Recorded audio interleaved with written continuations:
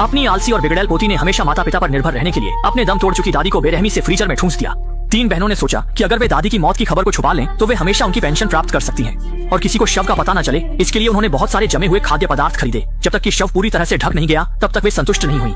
लिसा को लगा था कि उन्होंने ये काम बिल्कुल बेदाग तरीके से किया है, लेकिन जैसे ही वह खुशी खुशी सरकारी दफ्तर में दादी की पेंशन लेने पहुंची, वहाँ के कर्मचारियों ने कह दिया कि उसकी दादी को आधे साल से खुद आना नहीं पड़ा है, इसलिए वे किसी को घर भेजकर हालचाल जानने का फैसला करते हैं। बुजुर्ग की सेहत की स्थिति की पुष्टि करने के बाद ही उनकी पेंशन फिर से जारी की जाएगी।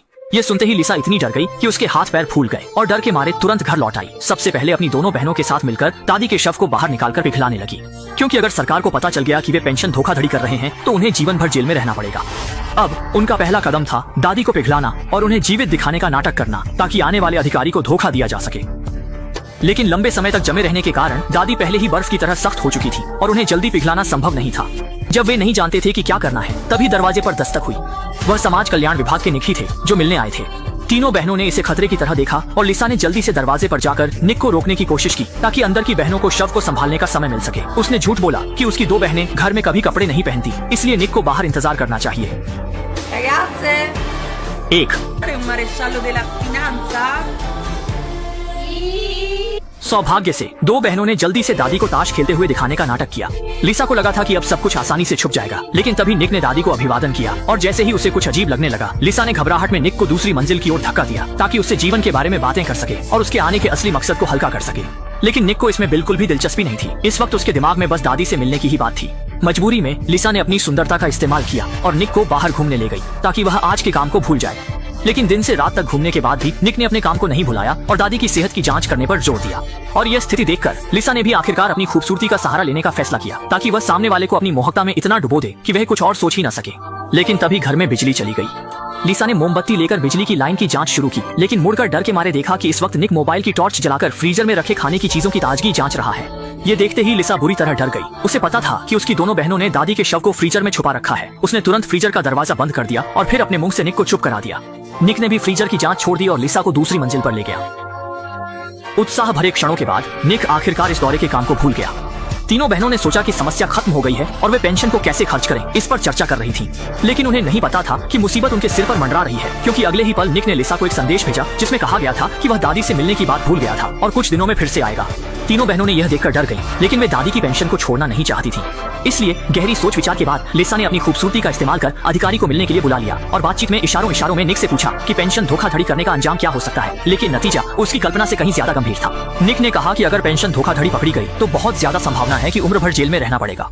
यह सुनकर लिसा इतनी डर गई कि उसकी आत्मा शरीर से निकल गई। वह बिल्कुल नहीं चाहती थी कि थोड़े से पैसे के लिए जेल चली जाए, इसलिए वह तुरंत घर दौड़ी और अपनी बहनों के साथ मिलकर दादी का शव फ्रीजर से बाहर निकाला, फिर सफेद कपड़े में लपेट दिया और व्हीलचेयर पर डालकर वैन में रखा, ताकि श्मशान ले जाकर उसका अंतिम संस्कार कर सके। अभी वे घर से बाहर ही निकले थे कि एक कार ने उनका रास्ता रोक लिया और उसी वक्त कार से एक बुजुर्ग आदमी उतर आया। बूढ़े ने कहा कि वह उनकी दादी का पहला प्यार था, क्योंकि पहले दोनों परिवारों ने उनके प्यार को सख्ती से तोड़ दिया था। इसी कारण वे दोनों प्रेमी एक साथ नहीं हो सके। लेकिन अब उसकी पत्नी की हाल ही में मृत्यु हो गई है, इसलिए वह लिसा की दादी के साथ फिर से मिलना चाहता है। ये सुनकर लिसा चौंक गई। उसे पता था कि दादी अब एक ठंडी लाश है, वह कैसे फिर से मिल सकती है। मजबूरी में उसने झूठ बोला कि दादी की तबीयत ठीक नहीं है और वह अभी मेहमानों से नहीं मिल सकती और कुछ साल बाद आने के लिए कहा। लेकिन यह सुनकर बूढ़ा आदमी गुस्से में आ गया और कहा कि वह अब बूढ़ा हो गया है और कुछ साल इंतजार नहीं कर सकता। वह तुरंत लिसा की दादी से मिलना चाहता था और गुस्से में कहा कि अगर वह कल नहीं मिल पाई तो वह पुलिस को बुलाएगा और देखेगा कि क्या उनकी दादी को घर में बंद कर रखा गया है। यह देखकर लिसा ने मजबूरी में बूढ़े की बात मान ली। इस आशिक बूढ़े को बहलाने के लिए दोनों बहनों ने रातों रात लिसा को मर चुकी दादी जैसा बना दिया। अगली सुबह जैसे ही हुई, बूढ़ा आदमी बेसब्री से मिलने चला आया। अच्छा हुआ कि बड़ी बड़ी चमकदार आंखों वाला यह बूढ़ा अपने सामने खड़ी पहली मोहब्बत को नकली नहीं पहचान सका। सालों पहले के प्रेमी को अब भी बेहद सुंदर देखकर वह इतनी भावुक हो गई कि खुद को छूने से रोक नहीं सकी। और यह देखकर कि बूढ़े को कोई शक नहीं हुआ, मौका देखकर लिसा ने जल्दी से झूठ बोल दिया कि उसने अब एक जवान प्रेमी ढूंढ लिया है और अब वह बूढ़े में कोई दिलचस्पी नहीं रखती। यह कहते हुए उसने बूढ़े को बाहर कर दिया। लेकिन अभी वह राहत की सांस भी नहीं ले पाई थी कि वह परेशान करने वाली दस्तक फिर से दरवाजे पर सुनाई दी। ये देखकर लिसा बहुत डर गई और उसे उम्मीद नहीं थी कि आने वाला व्यक्ति समाज कल्याण विभाग का निक होगा। सामने वाले को शक न हो इसके लिए उसने पीठ घुमा ली और ऐसे दिखाया मानो वह बालों को स्ट्रेटनिंग कर रही है। लेकिन लिसा की कल्पना से परे निक इस बार उससे इजहार मोहब्बत करने आया था। चूंकि वह सामने कहने की हिम्मत नहीं जुटा पाया, इसलिए उसने अपने दिल की सारी बातें दादी को विस्तार से बता दी। लेकिन निक को पता नहीं था कि उसके सामने बैठी बुजुर्ग महिला असल में लिसा ही है। निक का दिल से किया गया इजहार सुनकर लिसा बहुत भावुक हो गई और जल्दी से एक बहाना बनाकर वहाँ से चली गई। फिर अपने चेहरे से बुढ़ापे का मेकअप उतार दिया। फौरन लिसा के रूप में निक के सामने आ गई और बिना कुछ कहे उसे चूम लिया। इसी के साथ दोनों ने बिना कुछ कहे उसने उसे चूम लिया। दोनों ने इसी के साथ अपने प्रेम संबंध की पुष्टि की। चूंकि उसका बॉयफ्रेंड सामाजिक सुरक्षा विभाग का प्रमुख था, इसलिए उसे मुश्किल में न डालने के लिए लिसा ने भी तय किया कि वह अब अपनी दादी के शव का उपयोग कर पेंशन नहीं लेगी। इसलिए उसने अपनी दोनों बहनों के साथ मिलकर दादी का शव फिर से बाहर निकाला, उसे सफेद कपड़े में लपेटा और श्मशान ले जाने की तैयारी की। लेकिन रास्ते में एक स्पीड ब्रेकर पर गाड़ी के पीछे से दादी का शव बाहर गिर गया और ढलान पर तेजी से फिसलने लगा। उसी समय दादी को गुप्त रूप से चाहने वाले एक बूढ़े आदमी ने संयोग से सड़क किनारे यह दृश्य देख लिया। अपनी प्रिय को सड़क पर तेजी से जाते देख वह बिना कुछ कहे उसके पीछे दौड़ पड़ा, लेकिन वह व्हीलचेयर तक पहुंच पाता उससे पहले ही वह दादी के साथ खाई में गिर गया। जब वह दादी के पास पहुंचा तो उसने पाया कि वह पहले ही एक ठंडे शव में बदल चुकी थी। यह देखकर वह जैसे बिजली के झटके से हिल गया और अत्यधिक दुख के कारण उसे दिल का दौरा पड़ा, जिससे उसकी मृत्यु दादी के पास ही हो गई। कुछ ही देर बाद जब दोनों बहनों ने देखा कि शव गायब है तो वे वहां पहुंची। जब उन्होंने देखा कि वह आदमी दादी की टांगों पर पड़ा है तो उन्होंने मिलकर उसकी लाश को पास के झाड़ियों में फेंक दिया।